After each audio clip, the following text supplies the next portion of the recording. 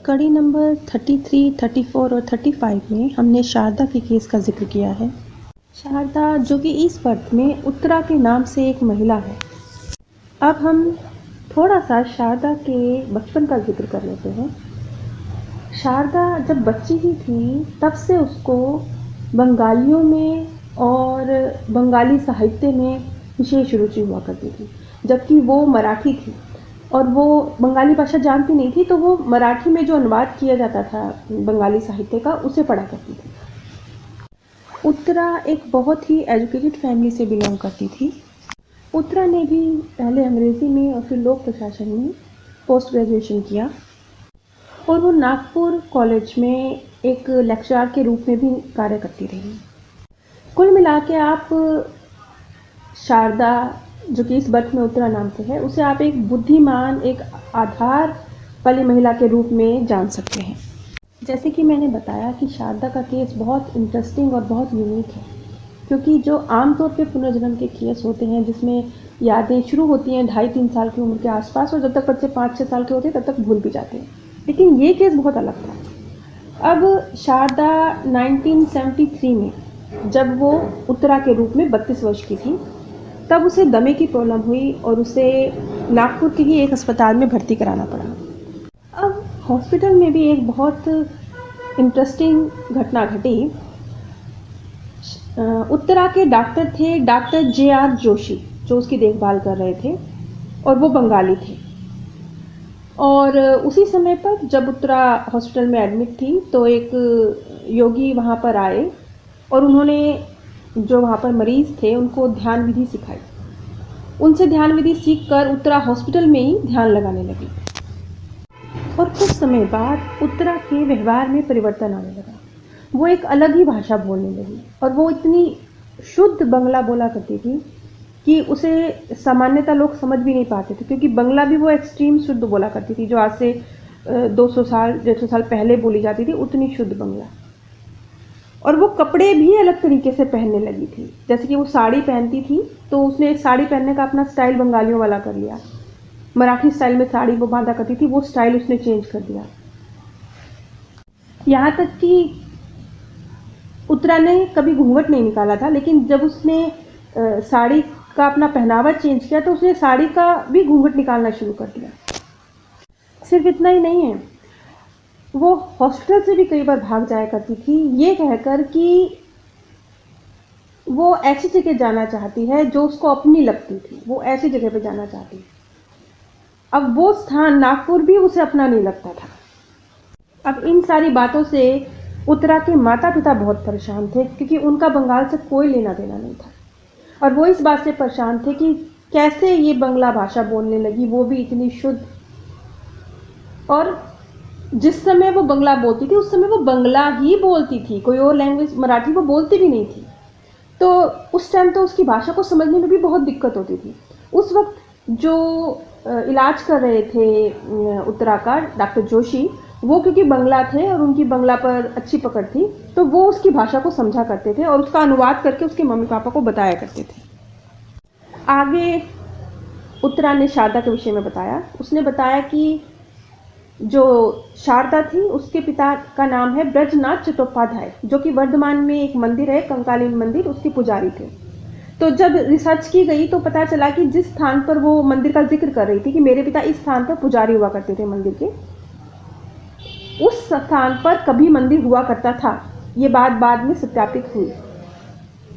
उत्तरा ने बताया कि शारदा की माँ का नाम रेणुका देवी था, जो कि जब शारदा 2 वर्ष की थी तभी उसकी मृत्यु हो गई थी। बाद में उसके पिता ने एक आनंदमयी नाम की एक महिला से दूसरा विवाह किया और बाद में सप्तग्राम में रहने वाली जगधारी मुखोपाध्याय, ये शारदा की मासी का नाम था, जिन्होंने उनकी मम्मी के गुजर जाने के बाद उनका पालन पोषण किया। और इसीलिए शारदा का जो अधिकांश बचपन था वो सप्तग्राम में ही बीता, जो कि आज पश्चिम बंगाल का हिस्सा है। आगे उत्तरा ने बताया कि शारदा जब 7 साल की थी तभी उसकी शादी विश्वनाथ मुखोपाध्याय इनके साथ हो गई थी, जो कि शिवपुर शहर में एक आयुर्वेदिक डॉक्टर हुआ करते थे।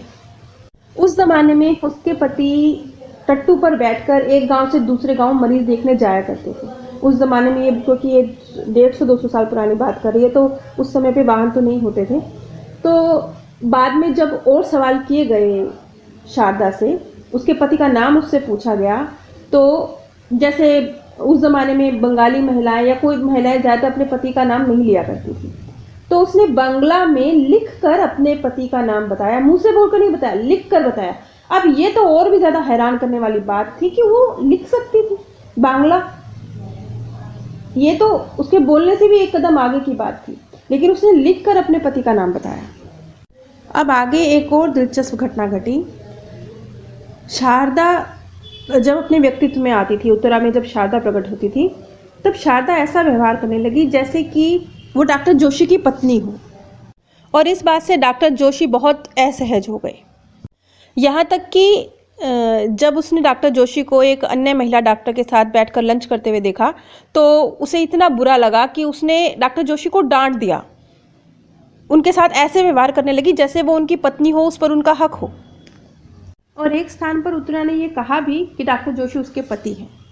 खैर, इस विषय में इयान स्टीफनेस ने ये भी कहा कि शायद हो सकता है कि क्योंकि डॉक्टर जोशी भी बंगाली थे और एक डॉक्टर थे, और उसके हस्बैंड भी बंगाली थे और एक डॉक्टर थे, इस वजह से शारदा डॉक्टर जोशी के प्रति उत्तेजित होती हो। लेकिन बाद में जब इस चीज़ की जांच करने की कोशिश की गई कि क्या डॉक्टर जोशी जो उसके पति थे शारदा के, विश्वनाथ मुखोपाध्याय वो हो सकते हैं, तो इसका कोई पुख्ता सबूत नहीं मिला, इस चीज़ की सत्यता को स्थापित नहीं किया जा सका। आगे उत्तरा ने बताया कि उसका 2 बार अबॉर्शन हुआ और तीसरी बार वो फिर गर्भवती हुई। उसने ये भी बताया कि जब वो 5 महीने की गर्भवती थी, तो वो शिवपुर से, जहाँ वो और उसका पति रहा करते थे, टांगे में बैठकर सप्तग्राम गई थी, जहाँ उसकी मौसी रहा करती थी, जिन्होंने उसको पाला पोसा था।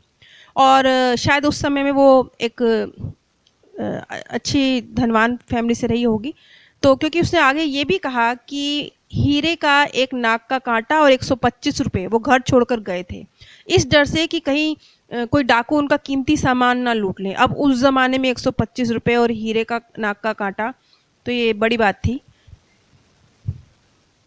और अब शारदा अपने जीवन की अंतिम घटना बताती है। वो बताती है कि सप्तग्राम में, जहाँ उसकी मौसी रहा करती थी, जब वो पहुंची तो वो लगभग 2 महीना रही है वहाँ पर, और लगभग उसी समय पर 2 महीने के आसपास जब वो एक बगीचे में थी और वो फूल चुन रही थी, तो उसके दाएं पैर के अंगूठे पे एक सांप ने काट लिया, और ये उसके जीवन की अंतिम घटना थी, क्योंकि इसके बाद उसकी मृत्यु हो गई।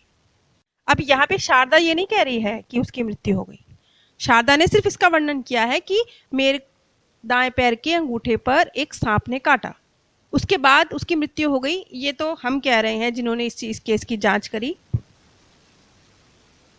अब जिस तरीके के केस का यहाँ वर्णन किया गया है ना, कि किस तरीके से बंगाली बोलने लगी उत्तरा शारदा के रूप में, इसी तरह के बहुत सारे पुनर्जन्म के केस हुए हैं जो बिल्कुल डिफरेंट लैंग्वेज बोलने लगे लोग।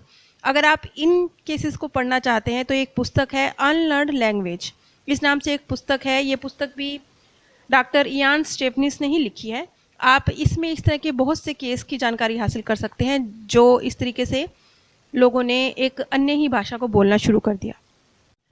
ये केस जो सबसे ज़्यादा प्रकाश में आया था 1975 में, उस समय एक समाचार पत्र में शारदा का केस छपा था, और तभी इयान स्टेफनिस इस केस के प्रति आकर्षित हुए थे और उन्होंने भारतीय प्रोफेसरों के साथ मिलकर इस केस पर जांच की थी।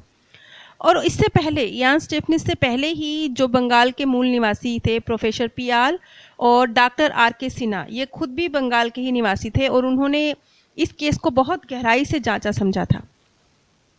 Doctor S K. दास ही थे जो बंगाल में प्रोफेसर थे, उन्होंने ही शारदा ने जब बिल्कुल शुद्ध बंगला बोलनी शुरू कर दी तो उसकी भाषा को पहचाना और कहा था कि ये बहुत शुद्ध बंगला बोल रही है।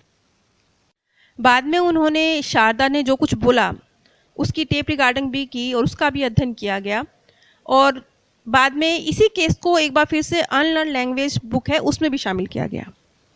अब किस तरीके से जो कुछ भी उत्तरा ने बताया शारदा के विषय में उसकी जांच की गई, किस तरीके से वो चीज़ सत्यापित हुई, इसका जिक्र मैं अगली कड़ी में करूँगी। अगर आप किसी प्रियजन के चले जाने से दुखी हैं और मेरे द्वारा काउंसलिंग चाहते हैं, या फिर शोक सभा जैसे कि चौथा, बरसी या 13वीं आदि पर मेरे द्वारा शांति संदेश चाहते हैं तो आप स्क्रीन पर दिए गए व्हाट्सएप नंबर पर संपर्क कर सकते हैं।